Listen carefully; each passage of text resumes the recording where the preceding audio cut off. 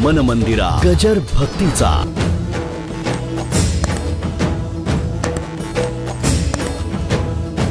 एक 70-80 वर्षापूर्वीचा काळ असा होता की त्यावेळेला प्रवचनं नव्हतीच, फक्त कीर्तनं होती, प्रवचनं नव्हतीच.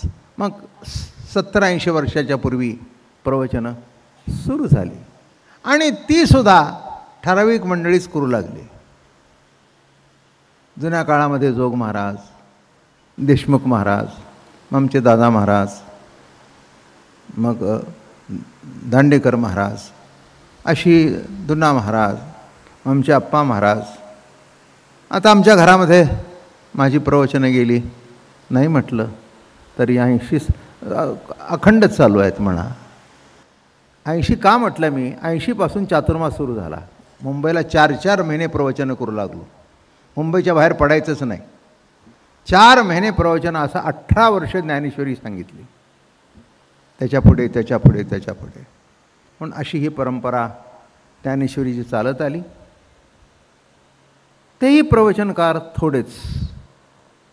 याचा अर्थ प्रवचन करता येत नाही आणि करता येत नव्हतं असं नव्हे, पण लोकांच्या जवळ जाणारं प्रवचन अशी ही काही मोजकीच मंडळी. पण कीर्तनकार 20,000 आहेत आता.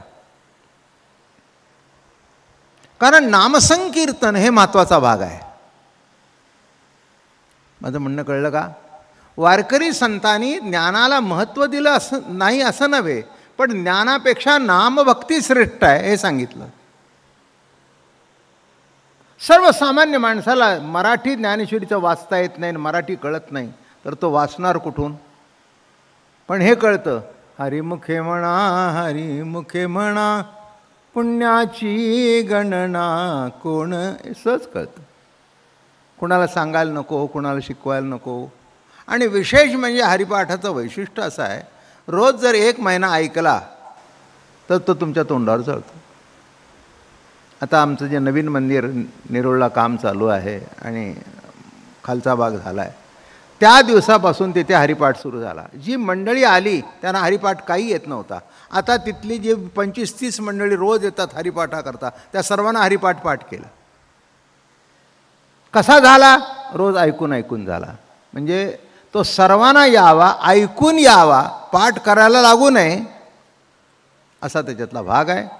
आणि म्हणून आता यावर्षी आपण हरिपाठ सांगायचं ठरवलं. गंमत अशी आहे की पहिला अभंग जो आहे तो देवाची येदवारी आहे. नंतर बघू त्याच्याबद्दल. ते म्हणाल किती दिवस सांगणार आहे नंतर बघू. प्रस्तावना तरी नीट कळू द्या ना. सुरुवात देव नावापासून, पण अख्ख्या 28 अभंगाला नाव आहे हरिपाठ, देवपाठ नाही. नाव काय आहे? हरिपाठ. कारण एक हरी आत्मा जीव शिव सम. हरी एकच. हरीबद्दल वाद असण्याचं काही कारण नाही आणि हरी पॉवरफुल आहे. आता एक आख्यायिका आहे, कथा आहे, कोणी आपापल्या पद्धतीने सांगतं, त्यातला मुद्दा लक्षात घ्या म्हणजे झालं. अमक्याने असं सांगितलं होतं आणि तुम्ही असं का सांगितलं हे उलटे प्रश्न विचारायला मला येऊ नका.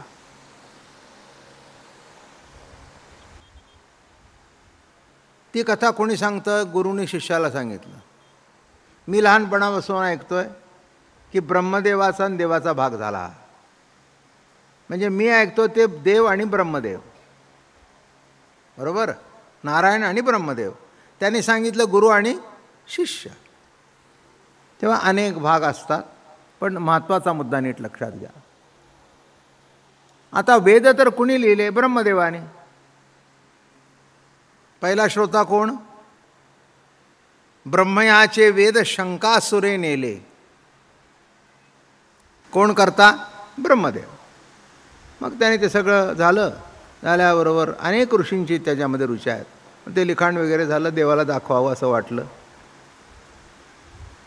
बरं का. म्हणजे त्याला दाखवावं असं मनातून वाटत नव्हतं. कोणत्याही मुलांना आपल्या बापाला काही दाखवावं असं वाटतच नाही, कारण तो काही ना काहीतरी चुका काढत असतो आणि चुका काढलेल्या कोणत्याही मुलांना आवडत नाही. त्याच्याकरता ते आईच्या कुशीत शिरतात.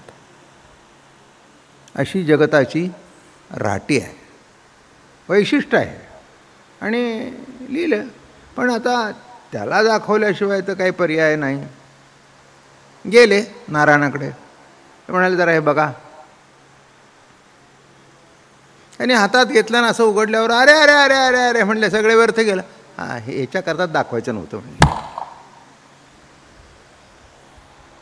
मुलं कशी बोलतात बघा, वडिलांना काही सांगायला जा, ऐकून सुद्धा घेत नाहीत, ऐकून घ्यायच्या अगोदरच बोलतात. तुझ्याकडे ऐकण्यासारखं काही नसतं म्हणूनच ऐकत नाही. ऐकून काय घ्यायचं आहे?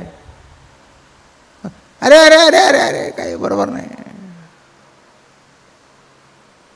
हा म्हणले काय चुकलं, अजून तर पान सुद्धा उघडलं नाही, पहिलंच पान उघडलंय. अरे म्हणे ब्रह्म्या, त्याच्याबद्दल ओव्यासुद्धा देवाने फार सुंदर लिहिल्यात. ब्रह्मा माझ्या पोटीचे बाळ, त्याचे लळे पुरवी मी सकळ, परी भक्ताईसा प्रीतिकल्लोळ तेथे नाही. ब्रह्मदेव माझ्या पोटचा बाळ आहे, पण माझ्याबद्दल त्याला यत्किंचित प्रेम नाही, इस्टेट पाहिजे. मग आता काय, सध्या ब्रह्मदेव कमी आहेत का? सगळे बाप नारायण आहेत आणि पोटी आलेली पोरं हे ब्रह्मदेव आहेत. गंमत आहे मोठी ओवीमध्ये. ब्रह्मा माझ्या भागवतातली ओवी आहे.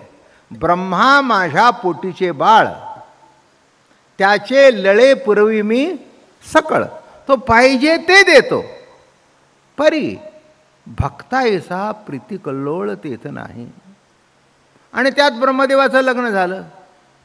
ब्रह्मा लाविला कर्मपंथा, भक्ताशी दिधली नैष्कर्मता, या लागी नवचे ब्रह्मा प्रार्थिता, होय भात खाता गवळीयांचा. काय घडलं? ब्रह्मा लाविला कर्मपंथा, बायको घरात आल्याबरोबर स्वतंत्र फ्लॅट घेऊन दिला.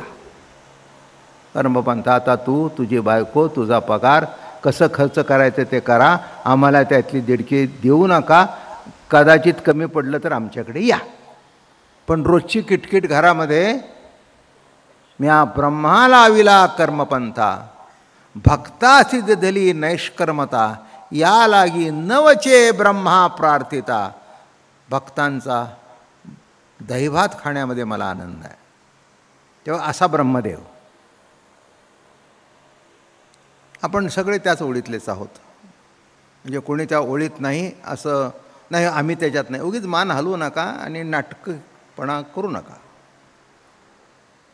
सृष्टीकर्ता ब्रह्मदेव जर त्याच्या घरात हे आहे तर तुमच्या घरात नाही, कमी जास्ती प्रमाण असेल, किंवा तुम्हाला कळून बोलत नसाल, एवढी तुमच्याकडे सहनशक्ती असेल, पण कळत नाही असं.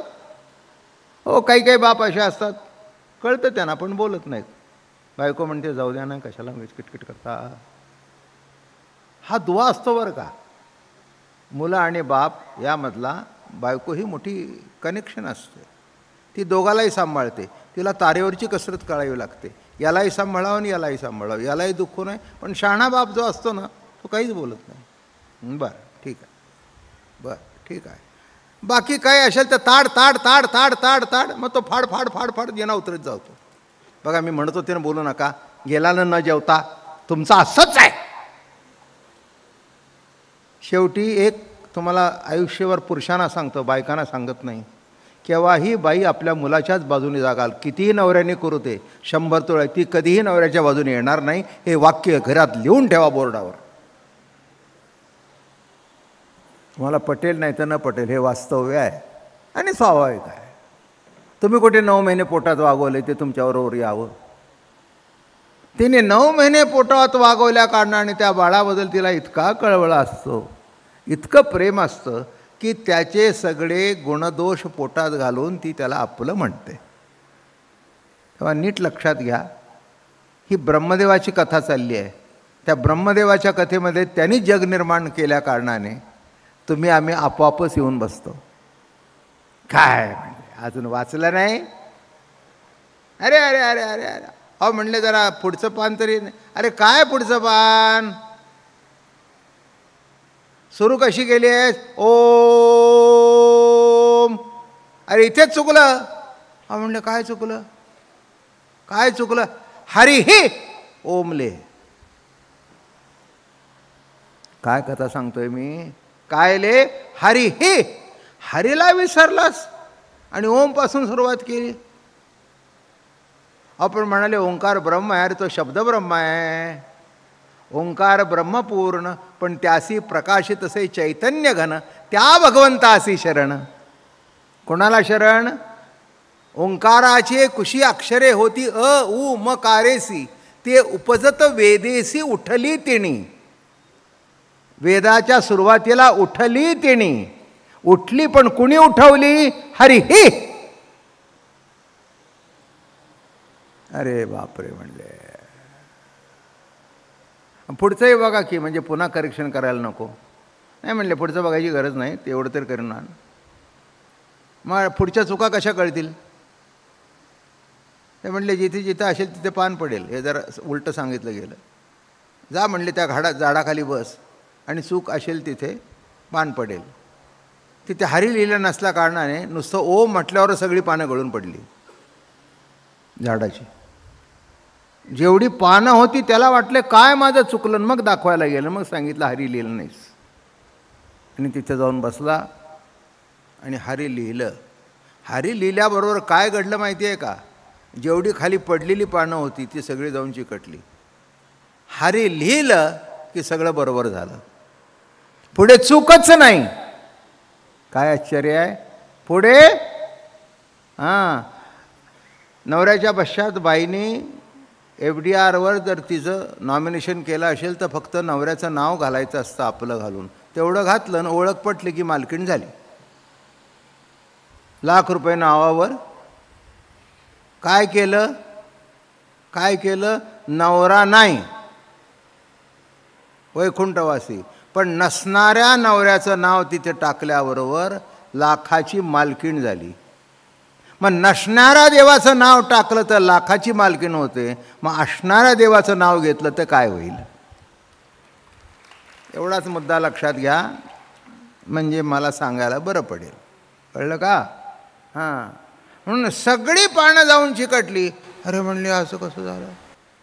अरे एक हरी जर चुकला तर बाकी सगळं चुकलं ना. चुकलं की नाही? उच्चार करताना नी आणि नीचा उच्चार करणारे माणसं टीका करतात एकमेकावर. पाणी घाटावरचं दिसतंय बरं का. पाणी असंच म्हटलं पाहिजे. काय उच्चार कसा पाहिजे?